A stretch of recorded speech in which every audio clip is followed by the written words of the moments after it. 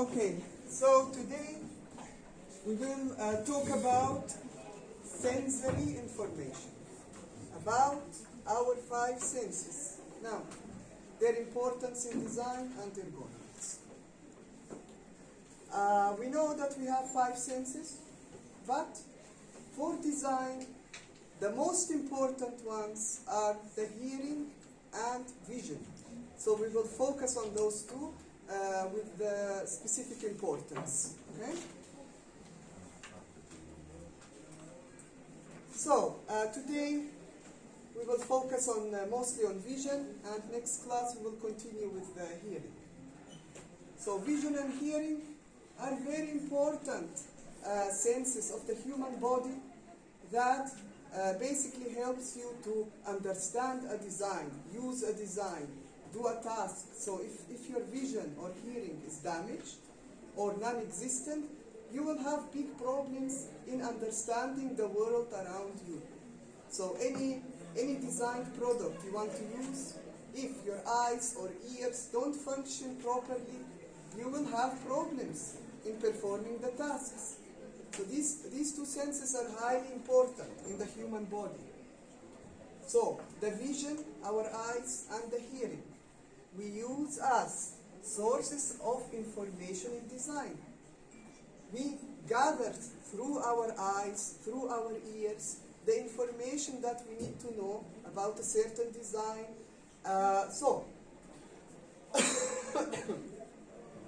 For example, if I look at a poster and I cannot see very well, will I be able to read the information? I will not. Some designs also need you not only to see, like for example, see certain colors, see certain signs, see certain information. Sometimes you also need to hear. Like some designs are made with specific sounds for a specific reason. Okay? So also if I can't hear, that will be a problem. For example, there is a warning sign. It makes a specific sound, but I cannot hear if my hearing is damaged. So the information gathering will suffer in a way, and this will affect the way I use a design. Now, some people exist that have limitations. That means their vision is not perfect, their hearing is not perfect, and this can greatly influence sometimes the safety even of a design. So if you cannot see the information correctly, you may use it in a wrong way, and this could affect the safety. Okay? Or you will not be able to perform specific tasks efficiently. So all of this can be affected by the vision or by the hearing. Now we will focus today specifically on vision, and next class on hearing. So about 80% of the sensory information that we gather, that we collect during everyday work, while we perform tasks with what? With certain designed products, okay? So 80% of this information is visual. So we use our eyes all the time. If I want to do a task, I look first. I try to understand the situation, then I do the task. So the vision is super, super important. Without vision, a lot of tasks you will not be able to perform. Now, for people that have normal vision, okay, a certain minimum amount of light is needed so that you can perform a specific task. So even if your vision is excellent, but we don't have any light, so it's, for example, pitch black, you will still not be able to see. So a certain amount of light is always needed for even people with normal sight to be able to see and perform the tasks correctly. So a certain level of light is always needed. So what is light? Light is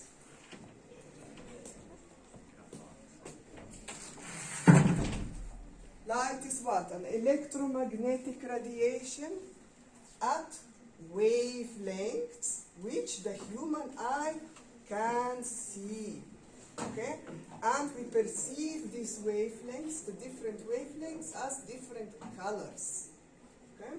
So light basically comes into our eyes it's absorbed by specific cells in our eyes, which the eye, within the eye, which we call photoreceptors. Okay? Now, after the absorption starts, there is a chain of events that happen inside our eyes, inside our brain, which basically chemical changes, electrical signals, and we end up with what? A sensation of the light. And we see the different wavelengths as different colors. Okay? So, now, the acuity of our vision can decrease with age. So, for example, or with certain diseases. So how strong our eyes are, how powerful. This, as we get older, it can become defective, the vision, or with certain diseases. Also, sometimes our eyes are working perfectly, but the information that we are trying to see, for example, could be at a very long distance from us, or, for example, the writing can be very small, depending on where we are, so we have difficulty seeing. So it's not like, okay, if we have some difficulty seeing, that means the eyes are defective. No, sometimes it's where is the information away from you, how much is this distance, and the size of the text, the photos, whatever is going to be used. So this can also affect, can we see it or cannot, or there is a problem with the vision. This is important in certain designs, because what if you're designing a billboard that's supposed to be seen from 20 meters away on the street?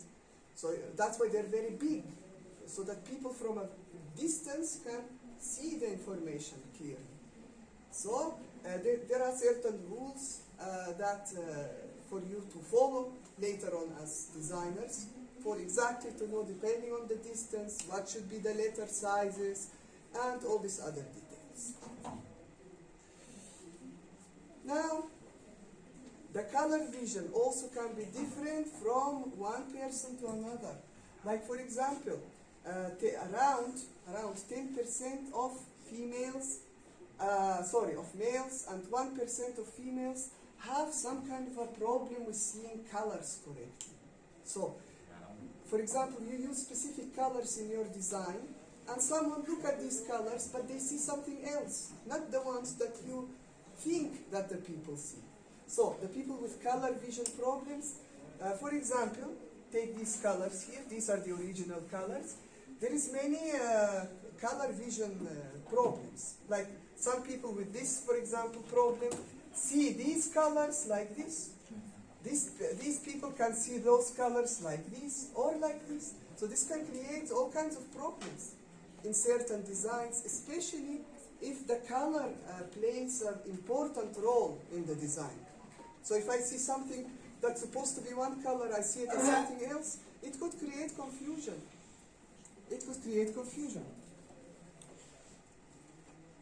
Also, the type of light source can influence how well we can see something or how we perceive something. Perceive means how I could feel about a certain situation, or directly how I see. So, the type of light source. What do we mean with that? Well, we have, for example, natural light from the sun. This is a natural light, okay? But we have also artificial light. It can be fluorescent, incandescent, so these are different types of artificial lighting that we see inside interiors. So, all of these type of lights can affect how we see something. Now, because the different types of lights can change the colors of whatever I'm looking at. Like, for example, look at these examples. This is the same objects, the same colors, okay? But under different lighting conditions, they look very different. So the color of the object itself changes depending on the light source and the light type. Natural, artificial, what type of artificial, all of this change the colors of the resulting objects. And this is very important. So, sometimes when there are color critical tasks to do, we may not see the real colors. Like, what is a color critical task? For example, in the graphic design and printing companies, what do they have there? They have these machines where they print the 4 colors, CMYK, you know, and now, if the light source and the type is not of a type that gives you the correct colors when you look at them, you can easily make a mistake. Like you can see the magenta or the yellow or the other colors as something else. So you might look at a poster and think, oh, okay, this looks kind of red. But in reality, it could be green. So it can create confusion. So when you have specific tasks to do, where you have to see the right colors, the choice of the light type and source needs to be very carefully chosen. Okay? So that the person who do a task don't make a mistake with the colors. Now, how we feel, how we perceive an environment also can be affected by this. So, if you're the designer of an interior, what kind of light you put inside? It can affect the people who use the interior. You can make them feel very uncomfortable or comfortable, depending on the light type used. Okay? Also, the level of light, meaning how much light there is, can also influence the way we look at objects. Can we see them clearly or not? All of this, the amount of light is important. If we have too little light, maybe it's not enough. We cannot see correctly. We cannot see what we need to see.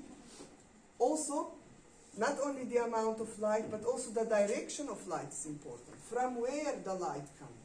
From above, from the side, from underneath, from where are you putting the light? Where is the direction? This can play a big role in can we see correctly or not. This is about interiors, okay? But it can apply to any kind of object or product. Sometimes glare can be created. This is bad. So if glare is created, at a certain moment you cannot really see well. You are blinded for a specific time period. So glare is not good to have anywhere, okay? It can create safety problems, discomfort, and so on. So light itself is a big art on its own, okay? What type of light? You can create all kinds of effects with light. Of course, some of them can be comfortable, some of them can be very annoying, depending on the light type and the light source and the direction of the light. Now, we will see some general guidelines that we will follow each one of them and see some examples, which is used in ergonomics, basically, so that we can design better products, better environments, using these principles, general principles. So, for example, if we have text, okay, like most products involve some kind of a text. Posters involve text. Many kinds of designs involve text that we need to see clearly, understand clearly with our vision.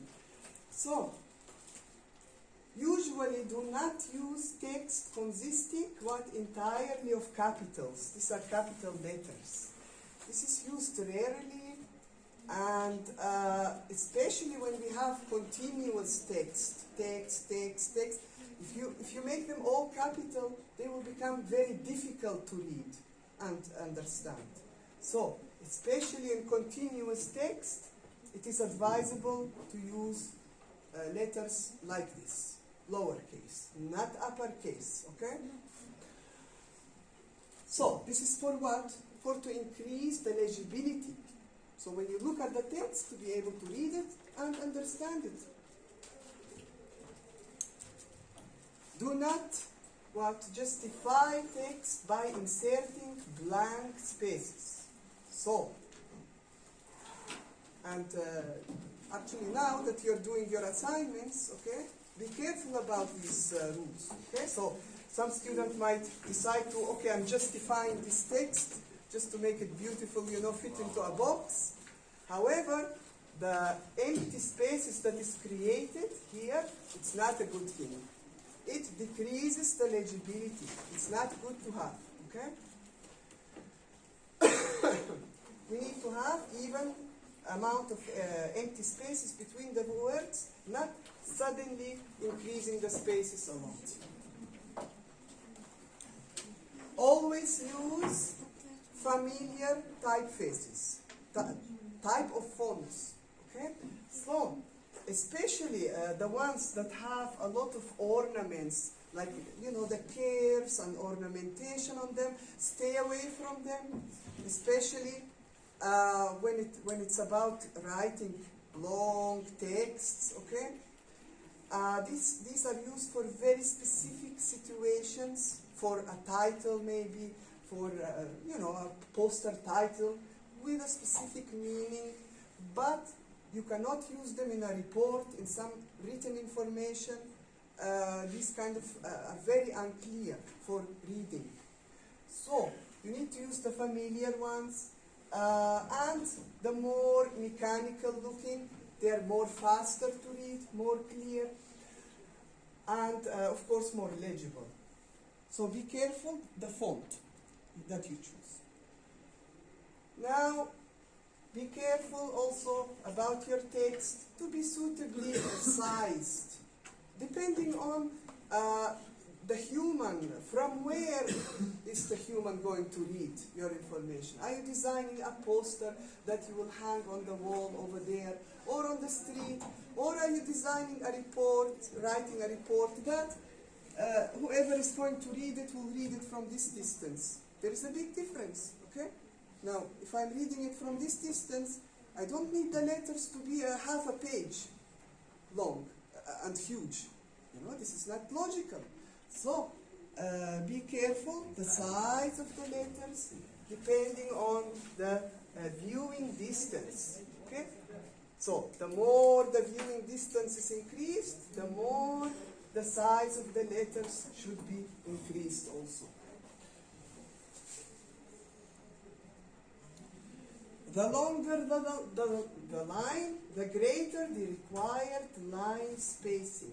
Now this is a text, but if you view it from a distance, you see it as a line. We see it as lines, basically from a distance. So there is a space in between these lines that also you need to pay attention to, not the text to be jammed together too much, because then it will create problems in legibility and the reading becomes difficult. So the longer the line is, the more space you need to put in between. Now exactly how much, this you can find in sources, ergonomic books about this specific thing, okay? So you can find exactly the information. How much should I put? What font size do I need? This information you can find later as you need for the different projects. But these are general principles that you need to always keep in mind, okay? We are discussing just general information. We need good contrast so that we can, with our eyes, see the information correctly. So, the difference in brightness between the text, for example, and the background. So the degree of brightness between text and background is very important. Because look at this, for example. There is not a lot of contrast here. We cannot see clearly what is written. And here also we have some problems. Here the contrast is pretty good. We can clearly see, differentiate. Now this is with black and white, but you can also see with different colors, okay? Here are some examples with different colors. Sometimes it is so bad that you cannot even see the writing clearly. So some of these are good examples, combinations, and some of them bad. So this especially is critical when you include color, like colored background, colored text on top. This can be very, you need to be very careful about this. If you have two colors, text colored, background colored. So the choice of colors can make a disaster, okay? So be very careful with the combinations. Now, of course, other factors can influence the clarity. Like, for example, the text, if it's made bold, the size of it also plays a role. It is not only the colors, but the colors play a big role in this clarity.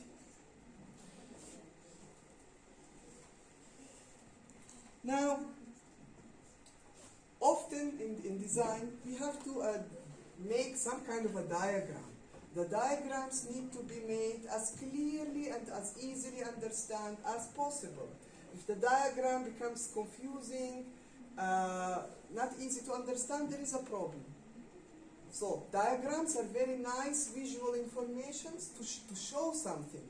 Like in one look, like when I look at it, I can understand the information instead of reading a long text.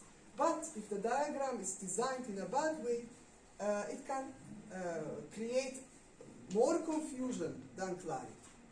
So be careful about when you have diagrams to always simplify, not to overcrowd, and to put as little information as possible. The more you jam information into a diagram, the more it becomes not clear to understand. Also, if pictograms are used, now pictograms like these, they're great things actually to use, especially in places where, a public place, where many people are going to use a specific design, for example. So when they see, okay, a pictogram, everybody can understand it. It doesn't matter what language you speak, it doesn't matter. It is a picture, you look at it, clearly the message is inside your head. But the problem is if you use pictograms that are not clear, that are confusing. So here you can create a lot of problems for the viewer. Nobody will be able to understand correctly or understand wrong. So they will use whatever they're supposed to use in a wrong way. So these kind of things are critical. They are good to use, but they must be very clear to everyone. Here, just more examples, okay? More examples of all kinds of pictograms and way of representing something visually without text too much. Also, selecting the appropriate, the correct, okay, method for displaying information can be critical also. Like, for example, look at these devices here. These are displays, okay, displays. Some of them show estimated value. So here it's estimated. You don't know exactly what is this here number. You don't know. It's estimated. It shows you a state, warm, cold, hot. Here there is something that, but the exact number I can see, for example, here. Now, you need to know, okay, if it's some kind of a device, a product, I need to know which type should I use. Do I need exact information? Do I need estimated information? So you need to select the appropriate method for displaying information. It doesn't matter. It applies to all kinds of designs. You need to use the appropriate one. So if you're measuring your weight, for example, you will want to know exactly. I need to know exactly my weight. I don't need an estimate between this and this number. No, I want to know exactly what is my weight. So this is appropriate to use here. In another kind of device, maybe we don't need exact numbers. So this is very important to select the correct method that we need. Now, this was a quick lecture today. Okay, now let's see the assignment. You need to find one device. Now notice, device, mechanical system, okay, some kind of a powered device, okay? You need to select a device for this exercise. To use as example, that uses vision, okay, vision, because our focus is on the eyes in this lecture, okay? So this device that uses vision as an important part of the design. Meaning, if my eyes don't function well, there will be a problem with me using this device, okay? So it must be a device that you need your vision to perform whatever tasks need to be performed, okay? You need to, of course, have photos as usual. Now, explain how the safety, the comfort, understanding of the message can be affected or misunderstood by the user if using the product with vision defects.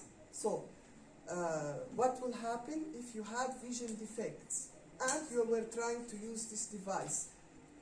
You need to explain what safety problems can arise, comfort problems, understanding problems, okay? All the problems that can happen if your vision is defective, meaning you can't see very well, or you have color vision problems. Remember the things that we discussed, okay? Not seeing clearly is something, and not seeing the correct colors is something else. So for example, if I look at a device and I can see this is supposed to be a red button, this is a green button, this means stop, this means go, for example, but somehow my color vision is not working and I see them not as the correct colors. What can happen? Can a safety issue arise? What kind of problems? You need to explain, okay, as much as in detail as possible. Explain which aspects in the device design related to vision are well, meaning well designed, good design, and which are designed in a less optimal way. Explain. So, it's all about using the eyes to use a certain device, and all the problems that can happen if there is defects in the vision, okay? And you need to explain everything, and show with photos so I can understand what you're talking about. One device, and the whole discussion focused on this particular device. Everything about it. Now, normally when you have a device, you will also find text. Remember, you will find text, some kind of a text. Usually fonts, types, okay, sizes, colors, lights maybe with certain colors, buttons that are of specific colors, signs, symbols. You can find a lot of things in a device, okay? Everything you need to look at and tell me where are certain problems that can arise if the vision is not functioning well. This is it. Thank you.